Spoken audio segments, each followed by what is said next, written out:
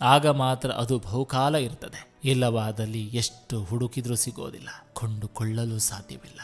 ಬದುಕು ಒಂದು ಪಾಠಶಾಲೆ ಇದ್ದಂತೆ. ಪ್ರತಿ ಪಾಠವೂ ಯಶಸ್ಸಿನ ಹಾದಿಗೆ ದಿಕ್ಸೂಚಿ. ಮುಖದ ಮುಗ್ಧತೆ ನೋಡಿ ಮರುಳಾಗ್ಬೇಡ. ಎಷ್ಟು ಕೊಳೆತ ಮನಸ್ಸುಗಳ ಮುಖ ನೋಡಲು ಬಹಳ ಸುಂದರವಾಗಿ ಕಾಣ್ತದೆ. ಮುಖವಾಡ ಹೊತ್ತ ಮುಖ ಎಂದಿಗೂ ಕೂಡ ಮನಸ್ಸಿನ ಪ್ರತಿಬಿಂಬವಾಗಲಾರದು. ನೇರವಾಗಿ ಮಾತನಾಡುವವರನ್ನ ಕಳೆದುಕೊಳ್ಬೇಡಿ. ಅಂಥವರ ಮನಸ್ಸು ಯಾರಿಗೂ ಕೆಟ್ಟದನ್ನ ಬಯಸೋದಿಲ್ಲ.